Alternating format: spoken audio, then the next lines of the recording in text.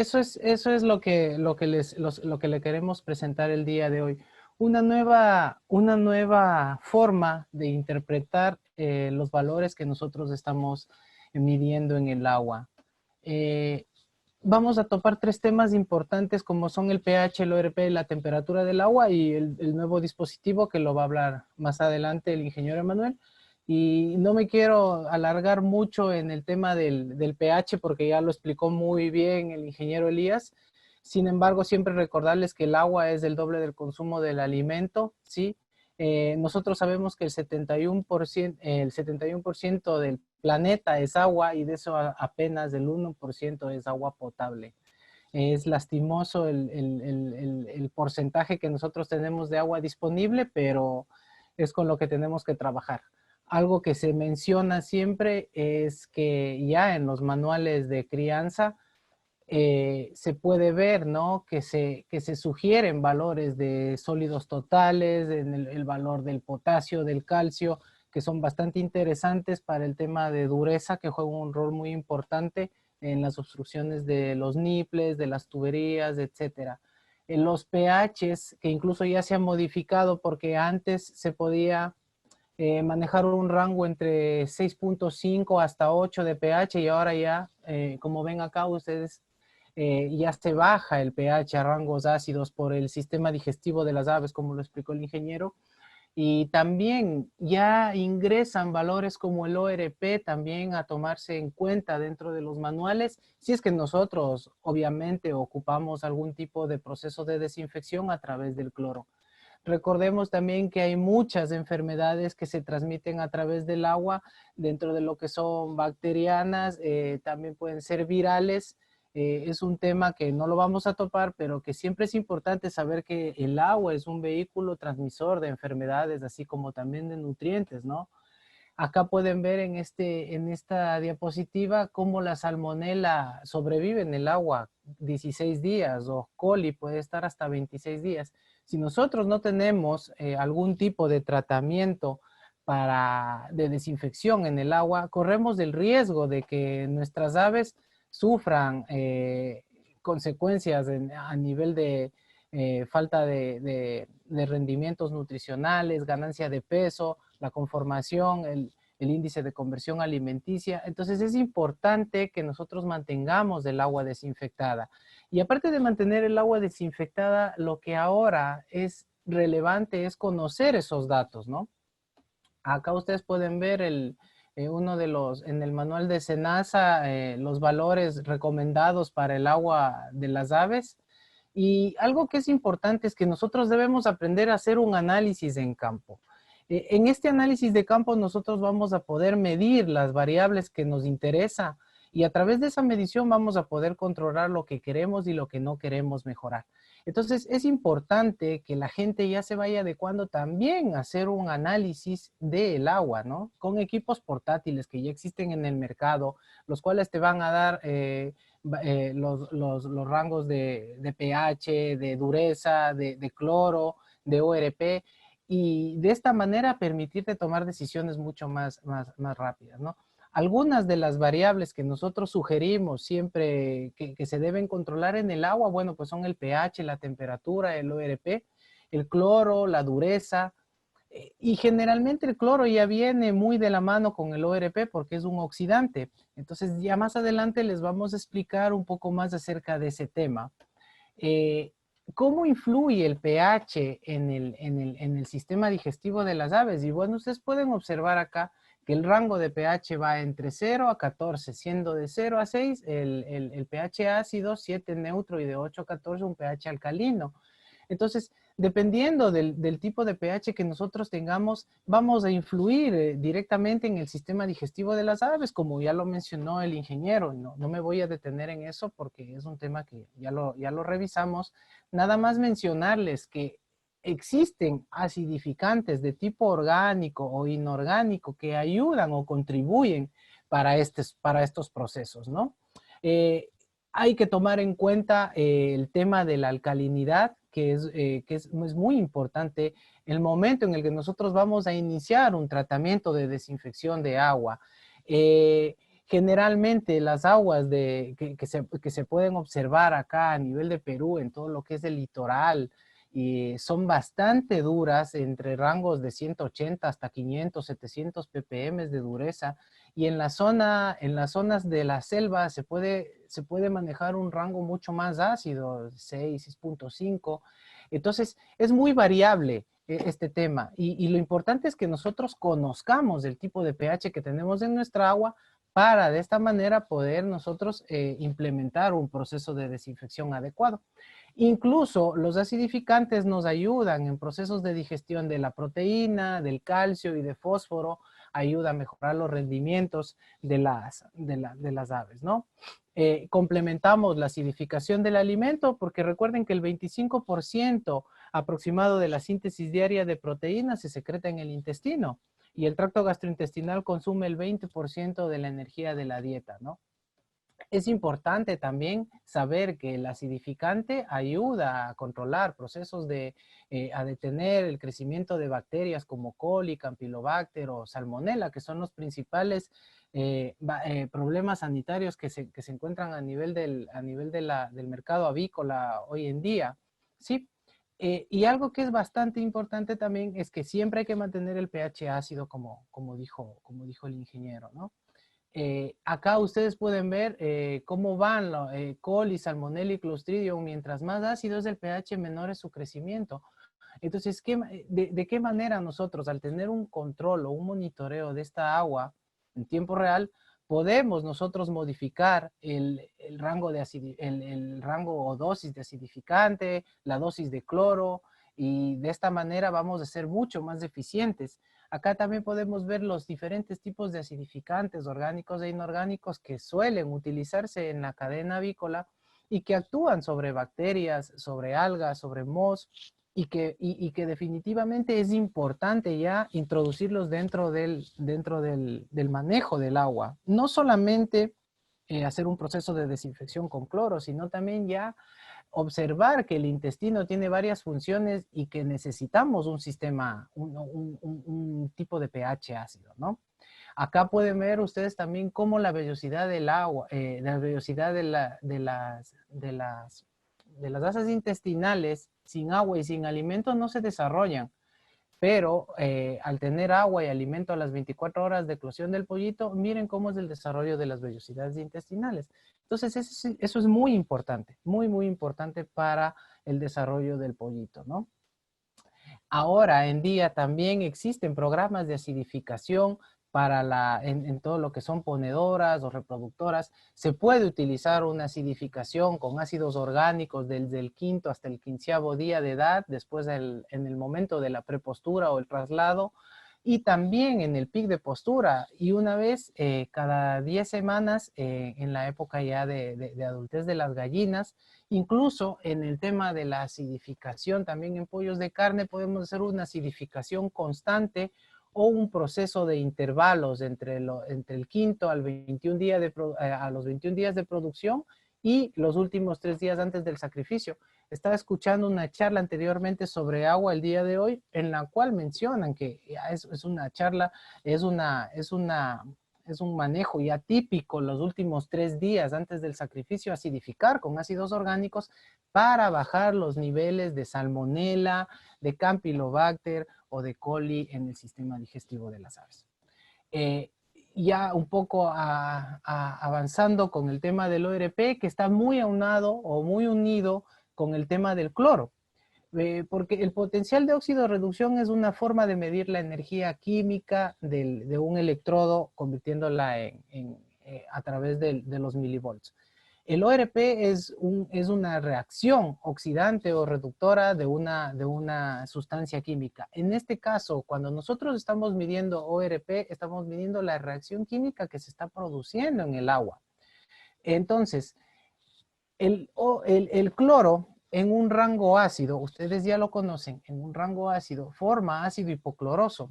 En pHs entre 5 y 6, la concentración de ácido hipocloroso es del 96 al 100%.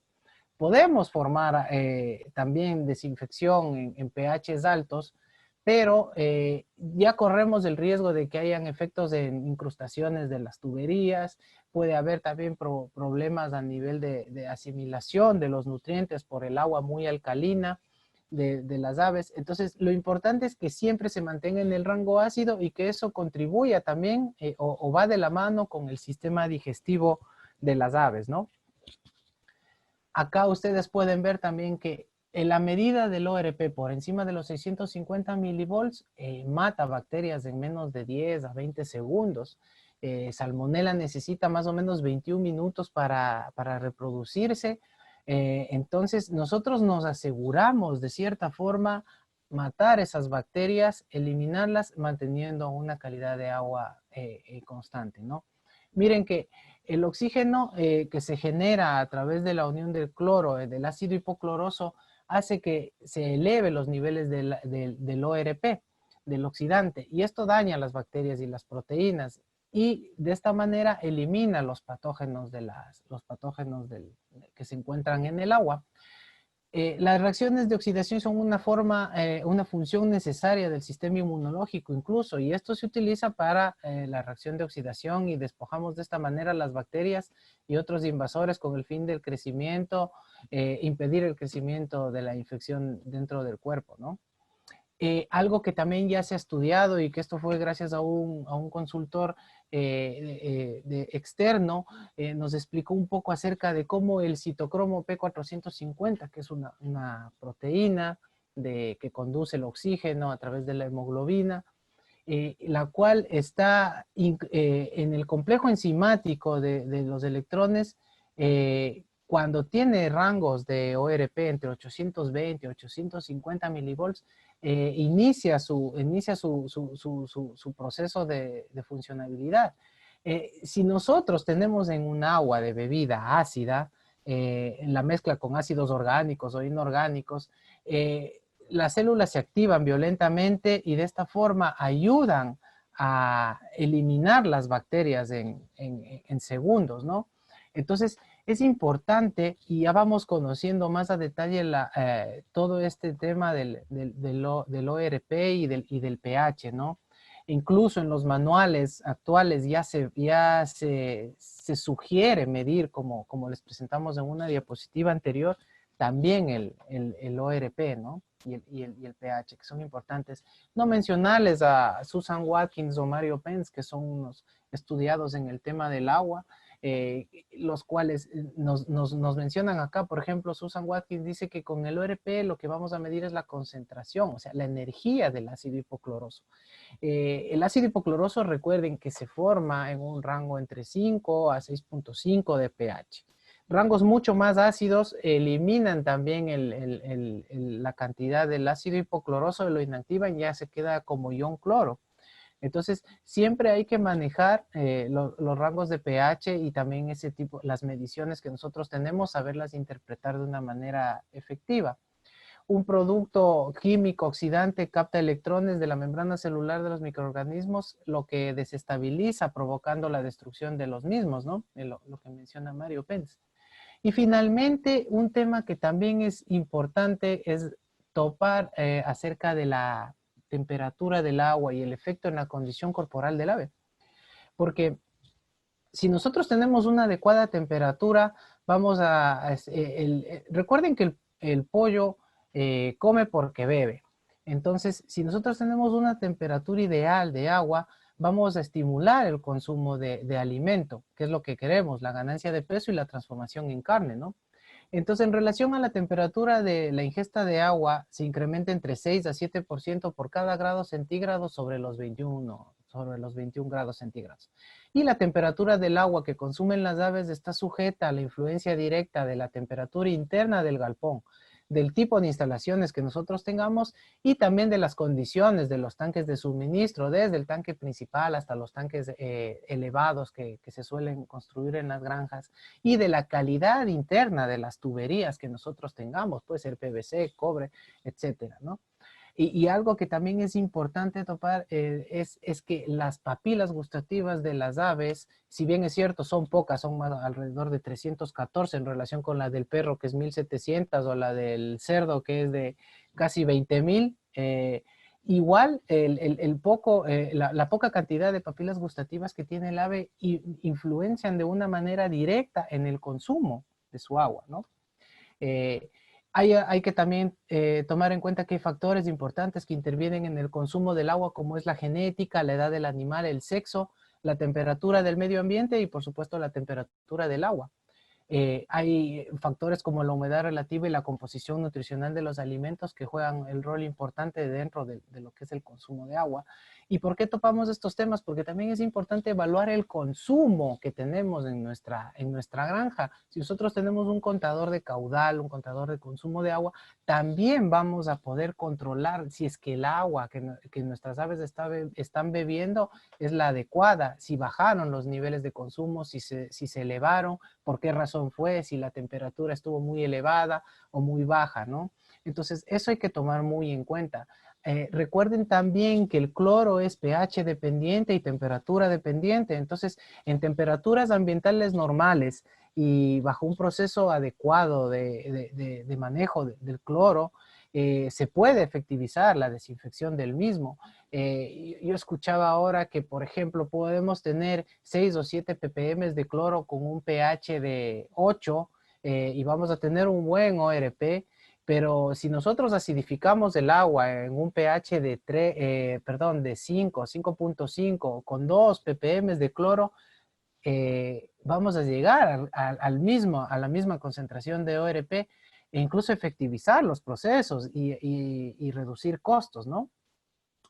Acá ustedes pueden ver en este gráfico, por ejemplo, en los pollos de carne a una temperatura de 20 grados centígrados, existe un consumo de agua de 24 litros por cada 1000 aves y a la temperatura de 32 grados centígrados ya se duplica ese consumo. A las 6 semanas, miren, cuando el pollito ya está grande, ya está emplumado, 280 litros por cada 1000 aves y si es que tenemos una temperatura de 32 grados, 600 litros por cada 1000 aves. Entonces, es considerable el consumo y el aumento de agua, ¿no? Por la temperatura ambiental. Y la susceptibilidad de las aves al estrés por calor aumenta a medida que la humedad relativa y la temperatura del ambiente van más allá de la zona de confort térmico. Esto dificulta la disipación del calor en las aves y aumenta la temperatura corporal de las mismas. Y esto definitivamente afecta el rendimiento de las aves, ¿no? Ventiladores, nebulizadores y la manipulación de proteínas de energía en la dieta, junto con la aclimatación de las aves y el uso de antipiréticos, son varios de los procesos que se utilizan para disminuir la temperatura. Y uno de ellos también es incluido la gestión del agua potable para ver cómo es ese manejo, ¿no? Eh, Algo que es importante mencionar también es que la vasodilatación periférica es una respuesta fisiológica compensatoria de las aves. Da como resultado una mayor pérdida de calor no evaporativo cuando se expone al calor. Y en el intento de aumentar la disipación de calor, el ave puede aumentar su área de superficie, manteniendo sus alas alejadas del cuerpo, las plumas erizadas y la intensificación de la circulación periférica. Esto causa la pérdida de calor no evaporativo, pero también puede ocurrir una mayor producción de orina, con lo que se observa la pérdida de agua, una deshidratación, la cual se puede compensar a través del consumo de agua fría, ¿sí? En el cuadro de acá ustedes pueden ver igual cómo va la temperatura, juega un papel importante junto con el consumo de agua de las aves, ¿no? Mientras menor es la temperatura, menor es su consumo, pero por ejemplo, a 35 grados centígrados a la sexta semana podemos ver que llega casi a 800 mililitros por ave día.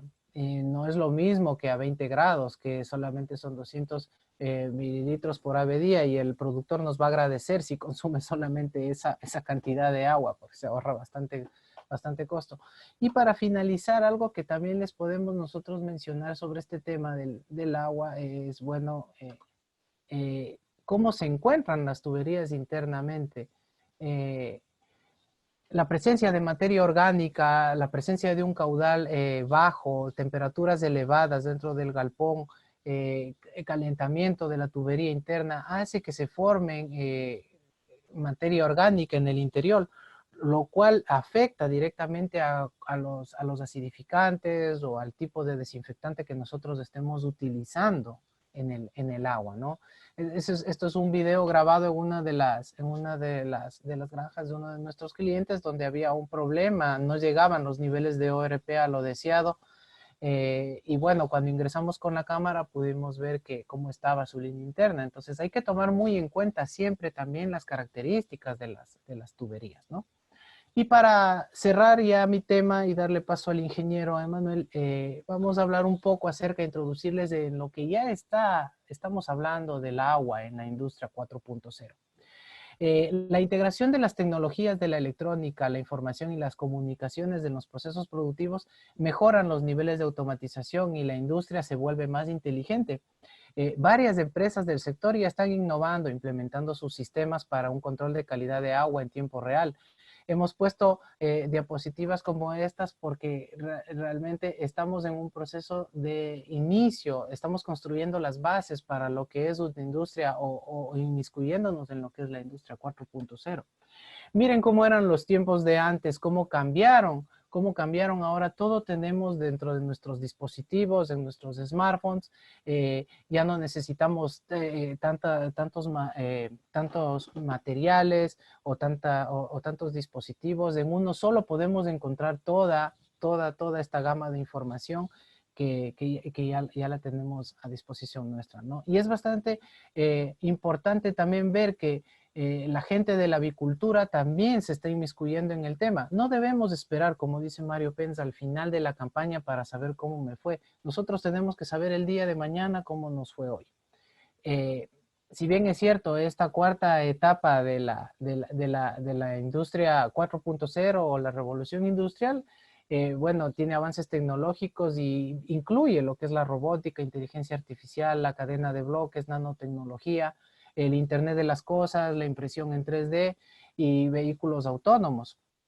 Y la ventaja de tener una información en tiempo real nos permite interconectar nuestra unidad de producción. Actualmente sabemos que tenemos 13.000 millones de dispositivos conectados en una previsión de que el número se duplique en los próximos 5 años. Y ahí vamos con el punto de partida del Internet de las cosas, ¿no? Que es un concepto en el que engloba a todos los dispositivos que están conectados, enviando y recibiendo información de una manera automática, es decir, de una manera instrumentada, interconectada e inteligente. ¿Para qué? Porque procesos o conceptos como Smart Food Factory, Smart Home, ya se van a hacer mucho más habituales en el día a día, porque nosotros vamos a obtener o tener un sistema inteligente que captura, evalúa y analiza online todos los datos relevantes de la calidad de agua en las unidades de producción. El poder integrar estos datos, usarlos y poner al servicio de los usuarios, de las empresas en tiempo real, nos permite tomar decisiones oportunas y hacer correcciones en función de los desafíos de la organización. Y el análisis de datos también permite comprender y explicar los desempeños productivos, incluso ayudaría a probar hipótesis lo más pronto posible. El uso de datos también y su validación nos permite generar un valor agregado para nuestra empresa. La predicción, optimización y disminución de costos al conocer cómo se están comportando nuestros productos en tiempo real y qué es lo que podemos, de qué podemos prescindir, qué podemos aumentar, qué podemos dejar de utilizar, ¿no? Luego de nuestra nueva realidad post-COVID, la transformación digital es el gran desafío de las empresas y se deben mantener competitivas en sus mercados. La automatización inteligente del agua genera eficiencias, eliminando tareas manuales y obteniendo datos reales con una mayor confiabilidad de los mismos. Hoy en día sabemos que los costos y ofertas del acceso a las nubes y almacenamiento de datos se han reducido drásticamente y podemos todos acceder a este tipo de información, ¿no? Podemos monetizar e incluso cuantificar el impacto de interpretar correctamente nuestros datos. Y el reto es ese, capturar la información, procesarla y tenerla disponible en dispositivos e integrarla a la gestión de las empresas. Una vez definidos los principales desafíos a solucionar, es imprescindible contar con históricos de los análisis de datos para las tomas de decisiones. No quiero dejar de nombrar esto, que es un post del 10 de julio, en el cual ya están también, hallaron restos del virus, del SARS-CoV-2, en aguas residuales en 4 países, incluido uno de ellos Brasil, de muestras que se hicieron anteriores a la primera al primer brote que se originó en Wuhan, en China, ¿no? Entonces, eso nos lleva a pensar de que si nosotros tenemos los datos en tiempo real, podemos incluso prevenir este tipo de eventos o controlar de cierta forma o prevenir de cierta forma este tipo de eventos. Lastimosamente, esta pandemia a muchos nos ha hecho cambiar nuestra perspectiva de trabajo, nuestra perspectiva de vida. Entonces, definitivamente el tener la información en tiempo real nos ayuda a que nosotros podamos tomar decisiones mucho más rápidas. Y algo que sí es preocupante es que, bueno, el 69% de los procesos que se originan acá o que se utiliza para la potabilización del agua en el Perú, o sea, apenas del 69% es controlado. O sea, tenemos casi un 31% de procesos que no están controlados a nivel de las aguas residuales. Entonces, por ahí puede ser, no está confirmado, pero por ahí puede ser también otro foco de contagio en el cual nosotros podemos estar pensando qué es lo que sucede, ¿no? Era lo importante que mencionaba el ingeniero también de la inocuidad de los alimentos, el saber limpiar el huevo, el tener una buena manipulación de los alimentos a nivel de camal, en los mataderos, etcétera, que nos van a ayudar a que nosotros tengamos definitivamente una nueva perspectiva del mundo y también conocer los datos en tiempo real para que podamos tomar decisiones, ¿no? Las características físicas, químicas y microbiológicas del agua nos van a orientar de una manera para que nosotros podamos tomar la mejor decisión en los procesos de desinfección de nuestra agua. Si nosotros implementamos un plan de monitoreo con un sistema de Internet de las cosas en tiempo real, vamos a permitirnos controlar los parámetros y mejorarlos para brindar una adecuada agua de bebida para las aves, ¿no? Y recordemos que el agua influye directamente en las mejoras productivas del ave, lo que le permite generar mayor rentabilidad al productor. No me extiendo más y le dejo la palabra al ingeniero Emanuel para que les cuente un poco más acerca de este dispositivo que les queremos nosotros hoy presentar. Muchas gracias.